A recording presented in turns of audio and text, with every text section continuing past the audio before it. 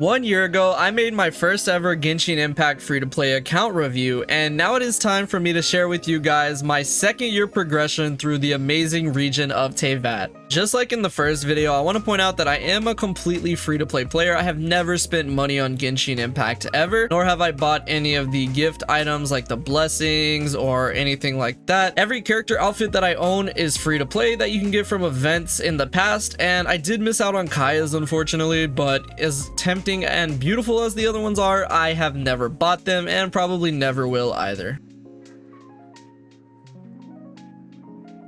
Taking a look at my characters, I am not going to show the first year characters that I got, except for maybe the first two, because you guys can see that in my first year Genshin Impact account review, which I will link in the description down below if you are interested. But I did technically start the game in April of 2021, but I immediately dropped it after I got Kaya and didn't pick it back up until late August to early September of 2021, which is why I consider my anniversary for Genshin to always be in late August. That's when I really started to get into Genshin, and I played it consistently since then, even though I did kind of stop a little bit earlier this year because of star rail. My first ever 5-star was Child, and that was in October of 2021, and I did not lose my 50-50. Thankfully, I was fortunate enough to get him at the time because he was the only one that was out. And then my second one after that would be Hu Tao, which I was guaranteed for because I grinded so hard for her. But my first ever standard banner character was Jean, which I got from the Hu Tao banner before I got the guaranteed copy of her. Now we will pick up where I left off in my first year account review. Yelan was my last 5-star through my first year of playing Genshin, and that's because she was the last one that I summoned for before Sumeru came out. Actually, she was the last one that came out before Sumeru did, because we got Shinobu, Heizo. He was actually the last character that I got before version 3.0 of Genshin Impact. Tighnari was the first ever 5-star that I got in Sumeru, and he was actually the character that I got a day after my last account review, so he's the first one that I got in my second year journey, and I was really fortunate enough to win my 50-50 on his banner because I actually loved him a lot at the time. Since Ganyu is my main and my favorite character in the game, I thought that Tighnari was an amazing character, but I honestly have not used him that much since then. For anniversary, I went and summoned for Sino, but unfortunately I got shafted for the second year anniversary and ended up getting Mona instead, which was my first ever copy of her. Not too disappointing. It could have been a worst standard banner character, but I was really sad to have lost the 50-50 for anniversary, and I didn't end up getting Sino until later on. Dori would be the next character I would get after Tighnari, and then the next 5-star that I would summon for would be Nahida. Now there is a pretty big gap between Tighnari and Nahida, almost 3 months, and that's because I summoned for Kaching's weapon, which I will get to in the weapon section. I was very fortunate enough to get Nahida, and she's a broken character, the Sumeru Archon herself. I was very fortunate to get her, and I've loved using her ever since then. Now admittedly, I did take a little bit of a break after that from playing Genshin because I didn't summon for the Wanderer, I didn't summon for Alhaitham, and I didn't summon for Dea either, and honestly the same could be said for Baizu. I ended up pulling Sino finally at the beginning of this year when it was his rerun banner, and I was very lucky to get him. I don't even think I was guaranteed Sino, honestly, and it was even crazier because you'll see in the weapons section why Sino getting him was such an amazing thing. I do have every 4-star in the game except for Farazan and Mika, of course, and honestly I can live with that. But I did recently get Kava and Kiara, which was amazing because I love Kiara's design. And then of course for version 4.0 I got Lynette, and my first ever 5-star in Fontaine, Lenny. Version 4.0 actually came out a little bit earlier than Sumeru, I feel like, so I actually am going to consider this as a part of my second year journey. So Lenny was the last 5-star that I got in my second year progression through Teyvat. With that said, there was one other 5-star character that I actually got this year, and yeah guys, I finally got Chi-Chi, but I didn't get her as a shaft. She was the character that I got from the normal banner, and honestly I'm fine with that because at this point the only other 5-star that I'm missing from the normal banner is D-Luke from the original cast of characters, and I'm okay with that. I did get a second copy of Kaching earlier this year when I was trying to summon for Kazuha, I believe, so that did hurt a little bit. I still don't have Kazuha, but I'm okay with getting Chi-Chi finally. It is what it is. Any other 5 stars that I would probably want, I'll talk about that in a separate video. As you can see, I really didn't get that many this year. Like, I had more last year, but that was also because I was just getting into the game. I had more resources, and also this year I focused a lot more on getting weapons to strengthen characters that I love that I got in my first year. As I said, I focused a lot more this year on getting better weapons for my character, which is why I summoned on the weapon banner aside from the character banner. As a free-to-play player, getting great weapons in Genshin is not too hard. There are amazing options like the catch and also Hamayumi, which I use on Ganyu, and that has definitely carried me through the game a lot. So I'm not gonna complain and say that I don't have like her signature weapon or too many 5 stars. As a free-to-play player, that's something that you just kind of have to accept. Now, the first ever 5-star gacha weapon that I got, aside from these 3, which I don't really consider because first of all, I got those in my first year, and second of all, I got them all from the normal banner, so I don't really think that that's as crazy. Whereas this was kind of a shaft. I was trying to get Kaching's weapon in like November of last year, and unfortunately didn't get Kaching's weapon, but I did get Beto's, which, you know, it is what it is. Wolf's Gravestone has a really cool design, but I just don't use her that much. But you know, it's still a 5-star weapon and I will take it. Now, because I got shafted though, it was actually a blessing in disguise, because that means I had a high chance at getting the featured weapon on the next weapon banner that I was summoning on, which was all the way in March of this year, Yelan's rerun alongside Hu Tao, which was just an insane time, honestly, because we had an amazing weapon banner with Aqua Simularca and Staff of Homa together, if I'm not mistaken. I definitely wanted Staff of Homa since Hu Tao is my second favorite character in the game, and I was fortunate enough to get it. Yes, Staff of Homa, my first ever 5-star polearm for Hu Tao, since I didn't want to use Skyward, of course. I was so lucky to get this, and even though I was guaranteed a 5-star weapon, it could have been Aqua, but I'm definitely happy with Staff of Homa. Now, even more insane is only like a few weeks after that, I was summoning for Sino, and when I finally pulled Sino from the character banner, I had enough left over to do a few singles on his weapon banner, and I pulled his weapon. I honestly couldn't believe how lucky I was. I was not guaranteed anything at all. I had just gotten Staff of Homa, and I walked away with his signature weapon. 2 amazing polearms, one with amazing crit damage, one with amazing crit rate, and I don't know what else to say. Like, those are just amazing 5-star weapons, and as a free-to-play player, I am so happy that I got them. Now on to my favorite thing in Genshin, character build. This is like the most fun thing you can do in Genshin, in my opinion, outside of combat and rolling in gacha. I love building characters. It's honestly the progression that the game has, and it's a lot of fun, even though you can get shafted with artifacts. Honestly, after 2 years of playing the game, I have some pretty decent ones, and I'm happy with a lot of the builds that I was able to craft. So last time I saved Ganyu for last because she is my main. My favorite character in the game is the Coco Goat Ganyu, but I might as well show you guys her build this time first because I've already showed it off in other videos and it has only changed a slight bit since the first year. I do still have her on 4-piece Wanderers. When I first got her, I was trying to do a Shimenawa set, but I had no luck, unfortunately. But I'm still thinking now that I would like to go back to that if I could get amazing rolls that surpass this build. But for now, Wanderers will have to do. She has an amazing upgrade that I got a few months ago that I know she for sure did not have in my first year, which is this flower here. 35 crit damage and 6 crit rate value technically, so that's like over 40 crit value right there, which is really nice. 16 elemental mastery. The one I had on her before was arguably more balanced because it had 65 elemental mastery, 7 crit rate, and 22 crit damage. But this is my highest crit damage piece on my account, so I feel like Ganyu should have it. Her feather is still the same from before, and oh my goodness, this feather is so broken. 18, almost 20 crit rate and 7 crit damage. Like, what else is there to say? Amazing piece. Over 40 crit value piece again. I do have her on the elemental mastery sands, which I just got recently as well.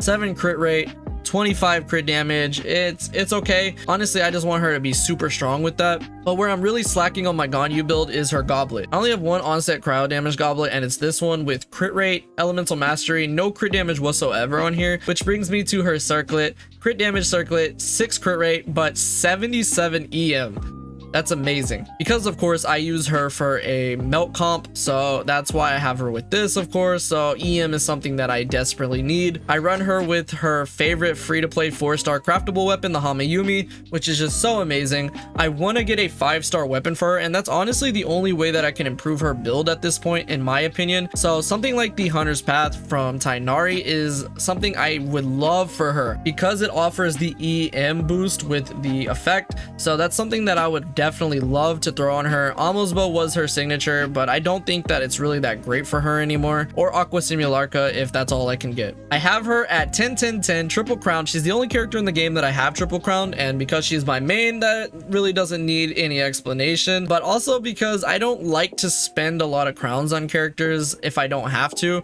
I hardly have any characters, if at all, second crown because I just don't see the point in it. A lot of them only need one skill max leveled. So Ganyu is the only one that I have triple crown on my account. And her final build is 50 crit rate, 218 crit damage with 402 elemental mastery. Very nice EM amount there. And yeah, cryo damage 46. I'm very happy with my Ganyu's build still to this day. Like I said, if her crit rate goes up with a Hunter's Path, or if her crit damage goes up with Aqua, and then I throw a crit rate circlet on her, she's just gonna be even better and so strong. Moving on to my second favorite character, Hu Tao, which is my favorite pyro character in the game. Now, Hu Tao's build arguably is better than Ganyu's, but that's because she has a 5-star weapon, of course, which is Staff of Homa. Now, this one gives such an immense amount of crit damage value, so because of that, her artifact stats can be a little less amazing. With that said, my Hu Tao's artifacts are definitely amazing, and I'm very happy with how they have turned out, especially with some of those substats. Her flower is just beyond insane for her because it offers almost 12 crit rate with 20 HP percent, not flat, percent. That is amazing for her, and I love this piece so much. Her feather honestly could be a little better with the crit value. It's honestly slacking a little bit in that department, but again, 10% HP, almost 1,000 flat HP. Like, how could I not use this? Her sands is different than what I used in the first year. I will go ahead and show the other one. Now, this piece I'm about to show you guys, I still think it's one of the craziest pieces that I've ever pulled on this account, but I needed to use an on-set one, so that's why I took it off. This is the piece I had on her before.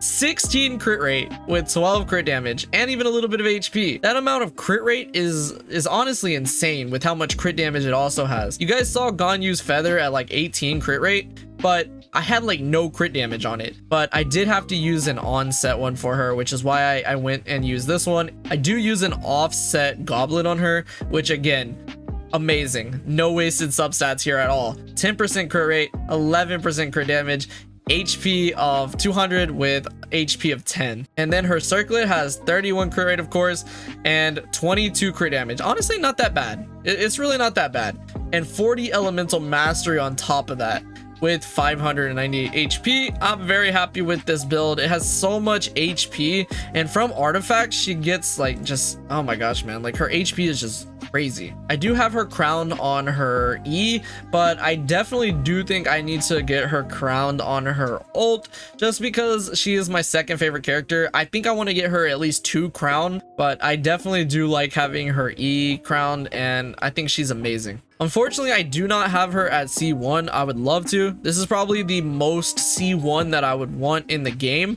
just because I get tired of running out of stamina when I pop her E. So this is definitely something that I would like to get this year. But overall, my Hu Tao's build is a whopping 72, 201. Not bad. I do actually wish she had a little bit more crit damage, I'm not gonna lie, but because she has amazing HP, like oh my gosh, guys, she literally has 40,000 HP. That's really good. That's really good. She only has 63 EM though, which sucks. But yeah, I'm very happy with Hu Tao's build. And with Staff of Homa, she's just gone to like a next level, guys. My third favorite 5-star in the game is Sino, my favorite Electro character. And honestly, I didn't think he was going to be someone that I loved so much. but with aggravate comps in Sumeru, I feel like I was just obligated to use him since I had his signature weapon, which just gives him an insane amount of crit rate. Now, I was very fortunate enough to get a 4-piece Gilded Dreams, which is his best in slot, and because at the time I got Sino, this was still a pretty hard set to get good substats for since it was like the newest domain in Sumeru that had artifacts. 21 crit damage, 61 elemental mastery, no crit rate, but lots of EM there with a decent amount of crit damage. The feather has 10% crit rate. Elemental mastery, again, I was just trying to prioritize that as much as possible. Elemental mastery sands, which kind of sucks if I'm being honest, but I don't have a single other elemental mastery sands on my account, so this is the only thing I could use, and it just needs some like crit rate or just amazing like 30 crit damage would make his build even stronger. I do have an onset electro damage goblet though, which is really good. It has 16 crit damage, but it has 40 EM as well. Again, I wish this has some crit rate on it or just higher crit damage, like that HP substat was wasted. But again, elemental mastery is very nice. This piece does not have elemental mastery, but it has 62 crit damage, of course, and then 6 crit rate. Again, not a lot of crit rate there. So his artifacts are not too crazy. I think his weapon definitely lets me get away with it. As you can see, he has 420 elemental mastery. That's right, he has 420 with a very decent crit value as well. 65 crit rate with 206 crit damage. It looks a lot like my Hu Tao's, and also he has of course the electro damage boost. Very nice build, very nice. I'm actually quite happy with how his build turned out. I do have his ultimate at 10, and of course I had to crown that because it's the strongest part of his kit. But I might do the same for his E, just why not? But yeah, his ultimate getting 10 was something that I just had to do for sure. Now, I'm not going to show off every character in this video, of course, mostly because I don't even have a lot of them built up other than like some of the 5-stars. Like, I don't have every 5-star built up, guys. I don't. As a free-to-play player, that's not going to be realistic, but I will show off my Raiden because I think she's definitely improved a lot since then. Now that I have an amazing 5-star polearm for her that gives her crit damage, I think I can say that her build has obviously gotten a lot better. So I run her on 4-piece emblem, of course, and I think her build is still kind of mediocre in a lot of ways, but let's go ahead and take a look at it. So her flower has a lot of energy recharge, admittedly, but it only has 3 crit rate, 17 crit damage. Not that great. I do have a lot of pieces for this set, but I think this is the best one for her because of the energy recharge it offers. The feather is actually not too bad. I'm not gonna lie, it's actually really good. I wish that instead of elemental mastery I had energy recharge. Of course, I run her with energy recharge sands. I use her with an onset electro damage goblet. I need more crit rate for her. That's what she's lacking on, which is why I use a crit rate offset circlet for her. Her artifacts are actually still pretty bad aside from that feather. I do have her at C1, however, and like I said, Hu Tao is the only character that I really want to get another constellation for, but right after that would probably be Raiden, because it's no secret that her C2 makes her damage output go up a lot. Of course, I have her ultimate at level 10 because it's her strongest thing in her kit. Her stats are not too crazy, but with Staff of Homa, it's definitely an improvement. 52 crit rate, she still needs more of that for sure, but now she has 209 crit damage with 227 energy recharge. I still feel like her build is not too great, especially when I have someone like Sino with his signature weapon, but I have messed around with the idea of aggravate as well with Nahida and things like that, and even Fischl. So let me know what you guys think of my Raiden build, because I actually don't know how I feel about it still. While we're on the topic of electro characters, let's talk about Keqing. Now, I did a resin video for Keqing last year, and that was the last one that I did last year. I run her on a 4-piece of Thundering Fury, and if it wasn't for Keqing, I would probably use this set on Sino, but I still think Gilded Dreams is better for him. A really solid Thundering Fury set though. I spent a lot of time working on my Keqing build for some reason. I don't know why, I just did, but I have her on a really solid flower. 14 crit damage with 11 crit rate, actually not too bad, but I do use her with 63 elemental mastery because the way that I use my Keqing is for aggravate comp. I use her with Fischl, I use her with Nahida. That elemental mastery is very important. Her feather is really good because it has 27 crit damage with 3 crit rate. At the time when I got this, I think that was my highest crit damage piece. I run an attack sands on her with 14 crit rate. I wish this had some crit damage on it. The weakest part of her build is that I was never able to get another electro damage goblet. I don't have any electro damage goblet in the game that has crit rate with it, which is why I run an attack one, which arguably does hurt her damage output. And then I run her with a crit damage circlet with no crit rate, unfortunately. At the time, I said I was trying to get her signature weapon, which was the Primordial Jade Cutter, because that would help out a lot. So I honestly made my build in mind with me getting that weapon, but unfortunately I didn't. So I have to use Lion's Roar on her. If I did have Primordial, she would be broken because her crit rate would go up so much. Because right now I'm running her with 45 crit rate and 206 crit damage, which isn't that great. But again, take into consideration that once you pop her E, she gets 15 crit rate for a short amount of time. So it's more like 60 206, which is not bad. Nahida, the Dendro Archon herself. Of course, she's a broken character,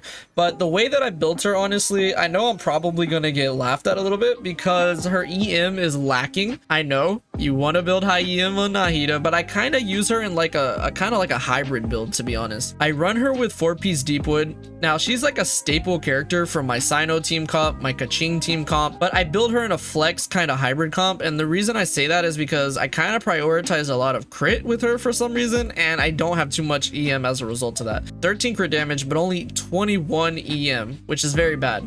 Honestly, I need that to be a lot higher for her. Her feather, 11 crit rate, only 6 crit damage. It's honestly a pretty bad feather. I don't really have any other options here that have good crit rate with it. I mean, I have like some solid crit damage, but none of these have elemental mastery either, so it wouldn't even be worth switching to. Of course, I run her on an EM Sands. This is the one that I have on Sino. I don't have any other one, which is what sucks. Like, I've been having to use, like, I think I used like an attack one or something lately because I don't have another elemental mastery Sands on her. I do run her with an elemental mastery goblet though. I did have a really solid Dendro damage one right here.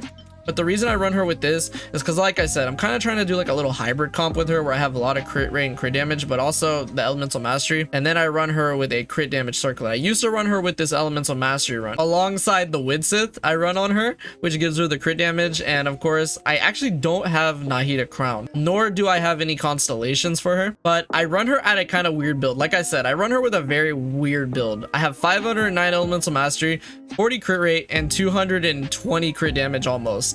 It's actually like I said, really weird, but it's actually worked out for me. But there's been times where I'll just be using like an aggravate comp with Sino or someone, and I switch to Nahida and she just pops off with her damage. So it's honestly a pretty bad build objectively, but it works out. Now the only other 5-star that I'm going to show in this video is Yelan. I run her with a 4-piece of Emblem of Severed Fate. She has a lot of HP, which is what I want for her. Now I do wish I had a Hydro damage goblet. Unfortunately, I was never able to get a solid one on set for her, but she does have some really decent HP. Like, I love this piece because it has 777. Her build is not bad. I run her with Favonius Warbow.